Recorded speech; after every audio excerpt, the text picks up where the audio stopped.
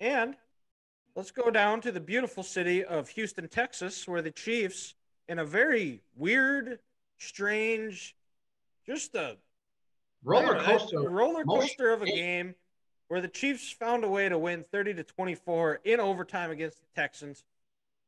In a game where the Chiefs doubled up the Texans in yards, 502 to 219, so more than doubled. Double them. And somehow the Texans found themselves to get this game into overtime. I'm going to go on the record here. They are the best 1-12-1 team in NFL history. That's not far off at all.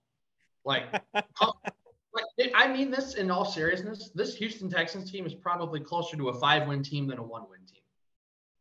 They play hard. Got to give it to them. Hard. They just don't have anybody. They just don't have the bodies. They don't have the horses. No, they don't have the defense.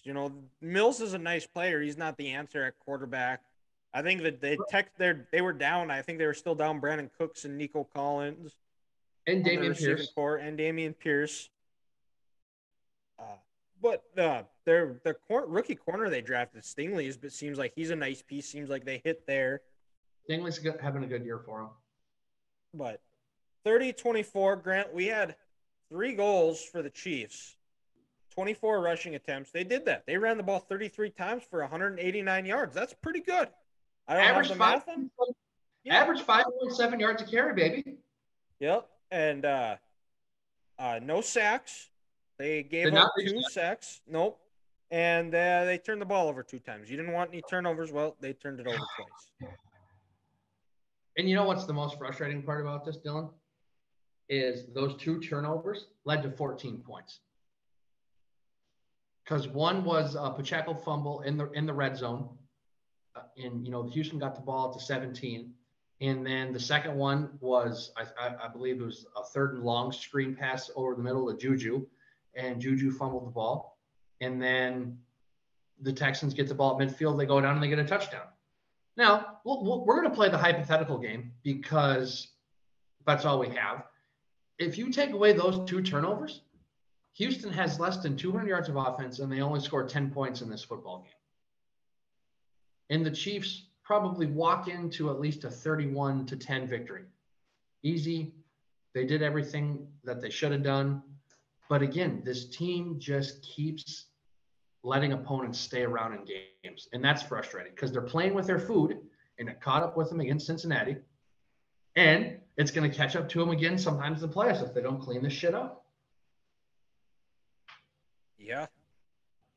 And it's hasn't bitten them in the butt yet. I think they got to feature Jerick McKinnon more. And it's shown the last couple of weeks when they've used him. He's looking like his old form of when he was playing for the Vikings.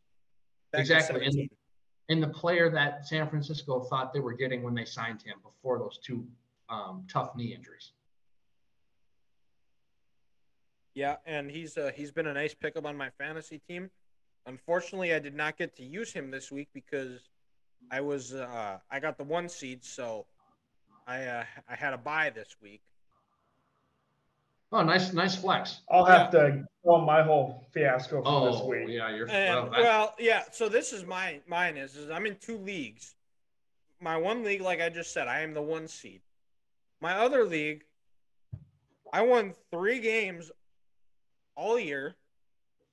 I am currently in the running for, I already do have to go to a local diner and eat 24 pancakes in 24 hours.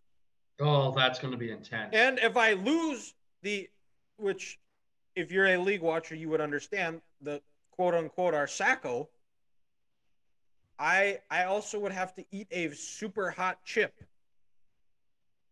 Oh, and you're a white guy from North Dakota. You don't do heat well. I feel like I do heat better than most people, but 24 pancakes in 24 hours and a chip, yeah, not ideal. Not great, Bob. No, that's not good. That is not good at all. But yeah, to your point, McKinnon, he's been playing great for these Chiefs these last couple of weeks. And how good is Patrick? This year he goes, listen to this, 36 MVP. Of 41 for 323 yards and no one's talking about the performance. Like at one point in this game, he had 20 straight completions. It's decent. That's decent, and no one's talking about it. Is that just how high his ceiling is? It's almost like the LeBron effect back in the mid 2000s, where he could have won MVP every single year, but he's just so far much more talented. And advanced. Unless he's like flirting with Peyton Manning's passing touchdowns record or his passing yards record, he'll never get considered for an MVP candidate. Now, I did see something today that he's on pace to potentially break Drew Brees' record for total yards in a year. That includes his rushing yards because he had another rushing touchdown on Sunday and then a big third down conversion to try to set up the game-winning field goal that Butker just pushed a little bit to the right. Is there some cause for concern with the Kansas City special teams unit? Could you see them getting rid of Butker if his struggles continue? I don't think so, because Andy came out today and he said, it's kind of just like a baseball player. He's in a slump. He says you just got to keep getting your at-bats. You got to keep kicking, and good things will come. And for whatever it's worth, we have a little Twitter controversy today. Dustin Colquitt, the old Chiefs punter, has said that there might be something wrong with how Tommy Townsend is holding the ball this year.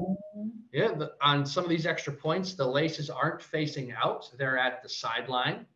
And then something with Townsend, he's moving his hands last minute, and he's moving the trajectory of the ball, and that's why Butker keeps missing to the right.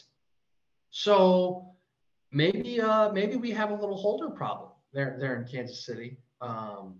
We shall Colquitt back to be the designated holder, the DH. Yeah, we'll just he'll be your holder, and then Townsend will just be the punter. He'll just no holding for Townsend. So we'll see. Like I said, we might have a little punter on punter violence in Kansas City for the recent Harrison Butker struggles. Who's going to be the Peter Mortel holder of the year? It won't it's clearly not going to be Tommy Townsend. Not going to be Tommy Townsend. So we'll see. But no, Butker has been so good since he's come to this team in 2017. Dylan, I think he's just in one of those weird funks, and kind of just like in basketball, if your 3-point shot, you don't have it, you just got to keep shooting. Yeah. But he missed a PAT against Buffalo this year. He missed one against Arizona. Seems like he's missed a PAT about once every 2 games, and he's been a little below his average on field goals so far this year. So we'll see. Yeah. We'll see as the year goes on, and who they play in the playoffs. And hopefully it doesn't come back to bite him in the butt and cost him a game. Yeah. And with that, and also the Chiefs, they clinched the AFC West, a division that everybody said that was going to come down to the last game of the year. As we predicted, this game was going to be locked up with about 3 or 4 games left in the season. Look at us. The division, I should say. So. Yeah, 7 straight. 7 straight. Ain't that something? 7 straight. And it's funny. The last 10 AFC champs, 3 by Denver, 7 by Kansas City.